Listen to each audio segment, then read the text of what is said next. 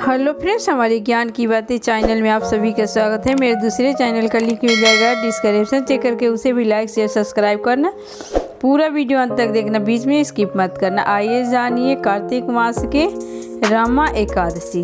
कार्तिक मास के रमा एकादशी माता लक्ष्मी और तुलसी जी की, विष्णु जी की विशेष पूजा अर्चना करनी चाहिए। इस महीने में सूर्योदय से पहले उठकर स्नान करके घर के मंदिर में पूजा पाठ करना चाहिए। भजन कीर्तन पूजा पाठ करना चाहिए। विधिवत तुलसी जी का पूजा पूरे कार्तिक मास में करने का बहुत ही अच्छा फल मिलता है। रमा एकादशी कार्तिक कृष्ण पक्ष में मनाया जाता है। रमा एकादशी का व्रत करने से मनुष्य के सभी पाप धुल जाते हैं, मोक्ष की प्राप्ति होती है। यह एकादशी कार्तिक माह की एकादशी है, जिसका महत्व अधिक माना जाता है। रमा एकादशी 2022 में 21 अक्टूबर को मनाई जाएगी।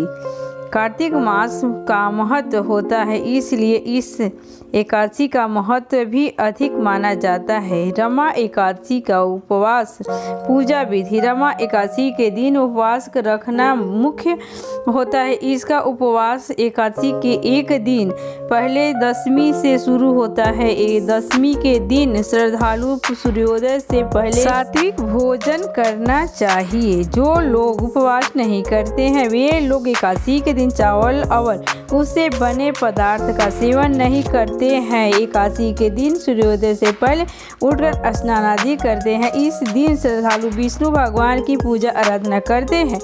फल फूल धूप दीप अगरबत्ती से विष्णु जी की पूजा, माता लक्ष्मी जी का पूजा, स्पेशल भोग लगाया जाता है। इस दिन विष्णु जी के मुख्य रूप से तुलसी पत्ता चढ़ाया जाता है। तुलसी जी का विशेष महत्व होता है, इससे सभी पाप माफ हो जाते हैं। विष्णु जी की आरती के बाद प्रसाद वितरित करते हैं। रमा देवी लक्ष्मी का दूसरा नाम है, इसलिए इस एकादशी के भगवान विष्णु के साथ देवी लक्ष्मी जी का भी पूजा आराधना की जाती है। इससे जीवन में सुख समृद्धि और स्वस्थ खुशियाँ आती है। एकादशी के दिन लोग घर में सुंदर कांड का पाठ करते हैं, भजन कीर्तन करते हैं। इस दिन भगवान गीता को पढ़ना अच्छा माना जाता है। रमा एकादशी व्रत कथा। इसका विस्तार युधिष्ठिर के आग्रह पर श्री कृष्ण ने किए थे।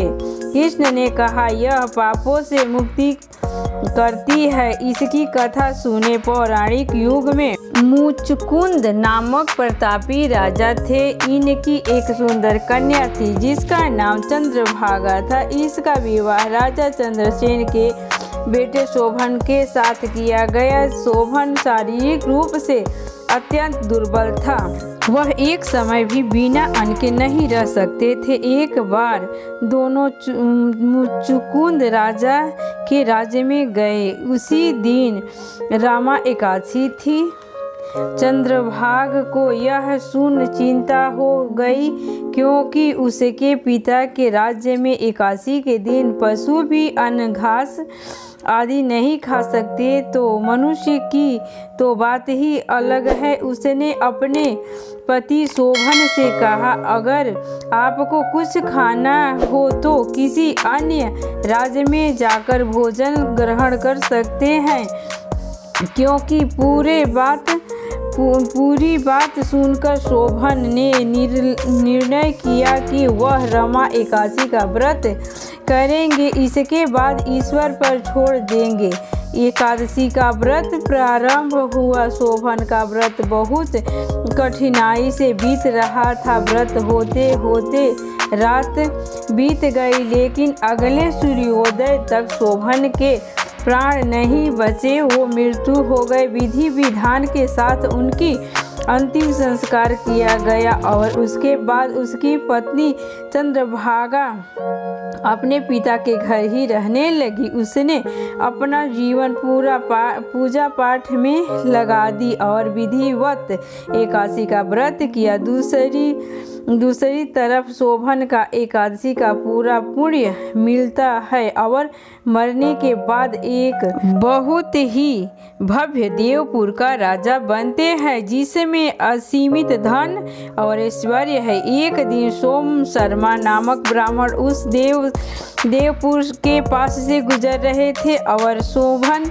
को देखकर पहचान लेते हैं और उसे पूछता है कि कैसे यह सब ऐश्वर्य प्राप्त हुआ है। तब शोभन उसे बताते हैं कि यह सब रमा एकादशी के पूर्ण प्रताप से प्राप्त हुआ है, लेकिन यह सब असीमित है। कृपा कर मुझे इसे स्थिर करने का उपाय बताइए। शोभन की पूरी बात सुनकर सोम शर्मा उसे विदा लेकर शोभन की पत्नी से मिलने जाते हैं और शोभन के देवपुर का सत्य बताते हैं। चंद्रभागा यह सुन बहुत खुश होते हैं और सोम से कहती है कि आप मुझे अपने पति से मिलवा दो, इससे आपको भी पुण्य मिलेगा। तब सोम शर्मा उसे बताते हैं कि यह सब ऐश्वर्य स्थिर है। तब चंद्रभाग कहती है यह अपने पुण्य प्रताप से यह सब स्थिर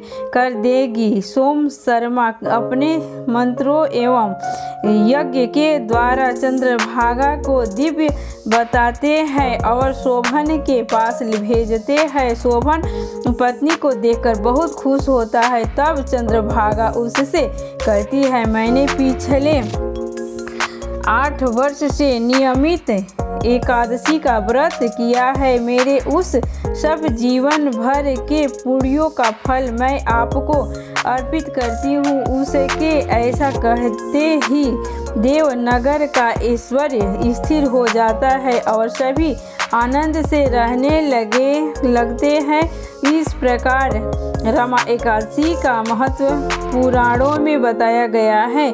इसके पालन से जीवन से जो भी दुर्बलता है खत्म हो जाती है, जीवन पाप से मुक्ति मिल जाता है। रमा एकादशी करने से सभी पापों से मुक्ति मिलती है, धन धान्य से भंडार भरा रहता है। रमा एकादशी करने वाले मोक्ष की प्राप्ति होता है। नर नारी दोनों एकादशी व्रत अवश्य करें और विशेष पूजा पुण्य विष्णु भगवान लक्ष्मी जी का करें।